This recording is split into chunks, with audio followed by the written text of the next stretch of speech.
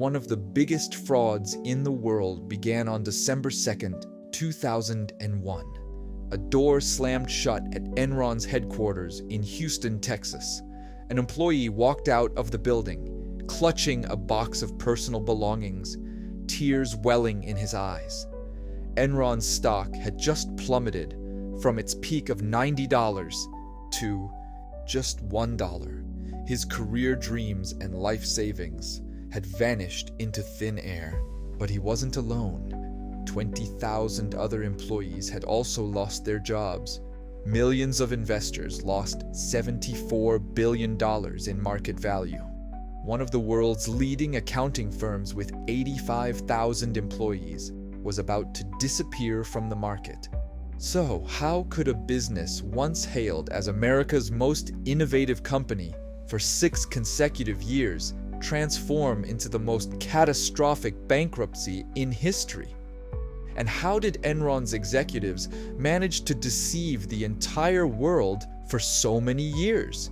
Hi, I'm Tan, and welcome to our relaxing podcast space, where you'll hear fascinating stories combined with gentle financial knowledge. Today's episode: the Enron scandal, when the great deceiver collapsed. Part 1: the energy empire and power delusions. Enron didn't become famous overnight. In 1985, Kenneth Lay merged 2 natural gas transmission companies to establish Enron. When the U.S. energy market was deregulated in the early 1990s, Enron quickly seized the opportunity, transforming itself from a simple pipeline company into an energy contract trading intermediary, standing between suppliers and customers. Jeffrey Skilling, a star from consulting firm McKinsey, brought a breakthrough idea.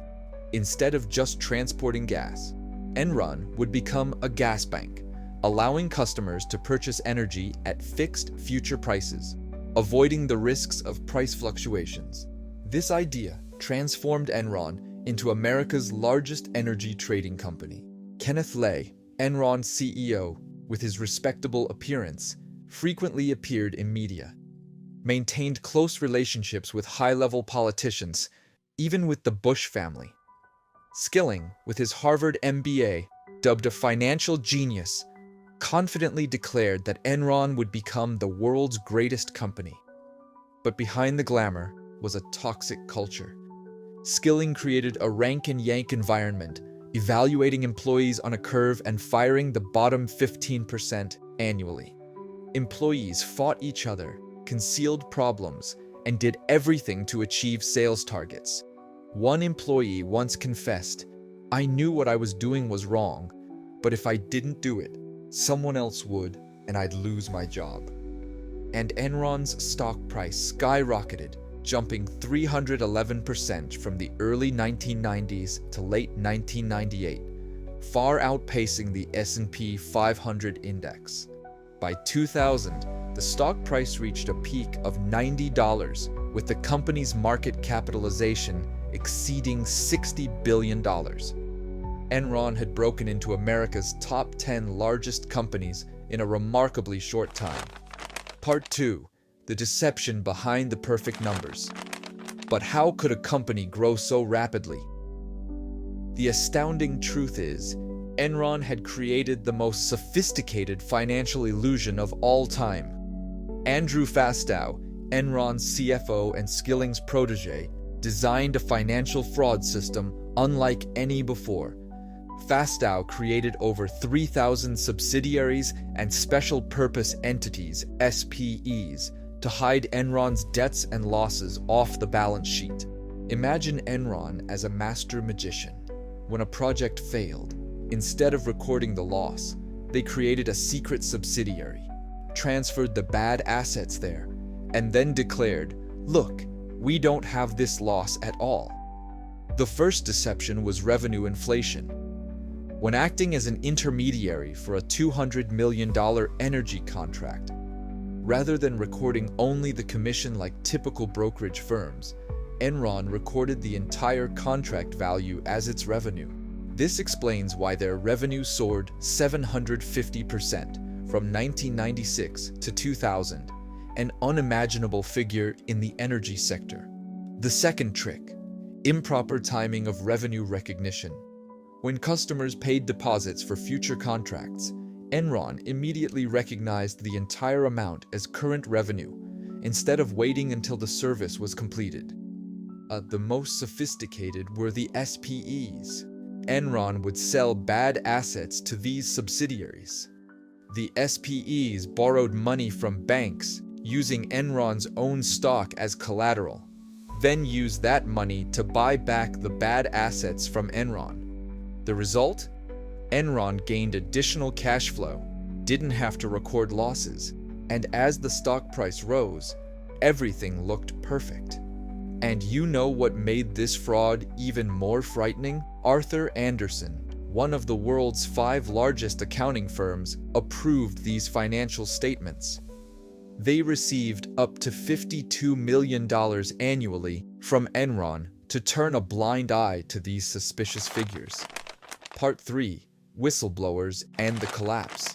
In early 2001, when the dot-com bubble burst and the stock market plunged, Enron still reported soaring profits. This prompted Fortune magazine journalist Bethany McLean to ask, "How does Enron actually make money?" McLean interviewed Skilling, asking just one simple question: how does Enron actually make money? Skilling became angry, saying he wasn't an accountant and couldn't answer that question. McLean's subsequent article, "Is Enron Overpriced?" caused many investors to become suspicious. But the most important whistleblower came from within Enron. Sharon Watkins, a vice president at the company, wrote a courageous letter to Kenneth Lay in August 2001, warning, "I am concerned that Enron could implode in a wave of accounting scandals." Watkins had discovered numerous unusual transactions and warned that the company's complex accounting tricks could lead to disaster. Instead of listening, the leadership sought to isolate and silence her.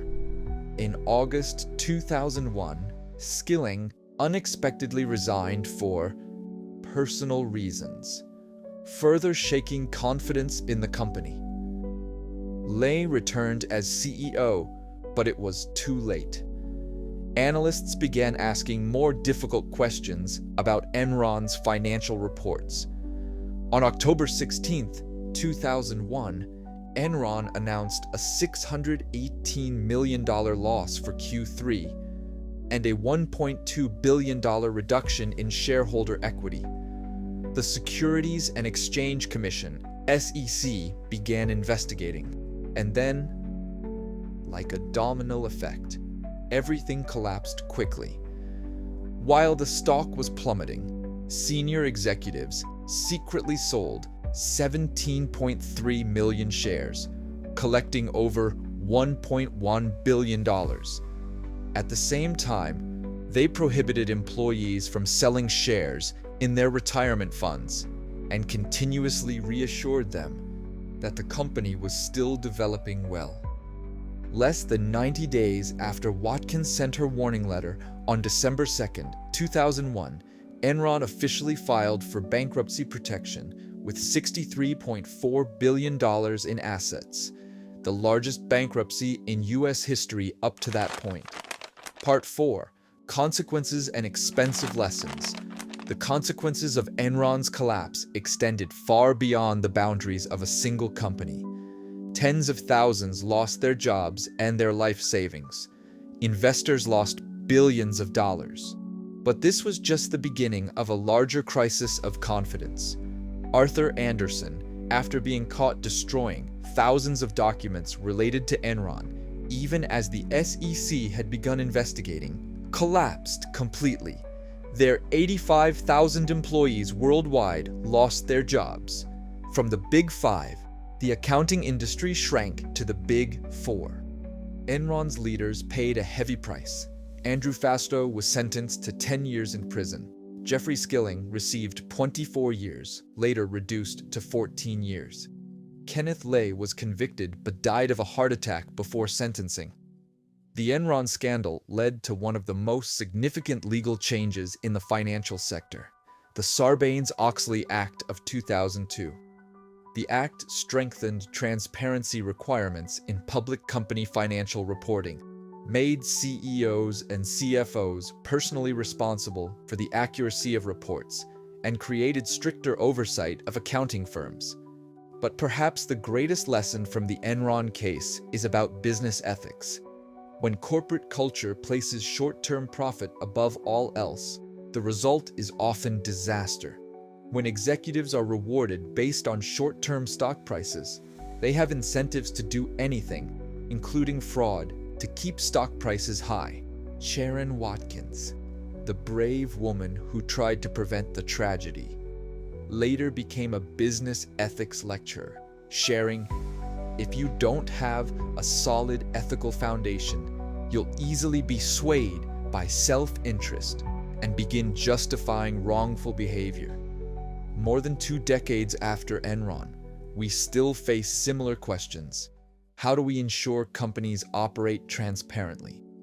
How do we protect investors and employees from sophisticated fraud schemes? The Enron case isn't just a story about financial fraud. It's also a story about boundless greed, the idolization of success, and the risks of ethical compromises.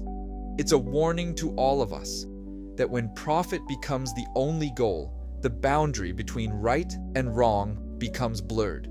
Thank you for listening to today's story. I'm Fan. If you enjoy this, please consider giving me a sub. See you in our next financial story.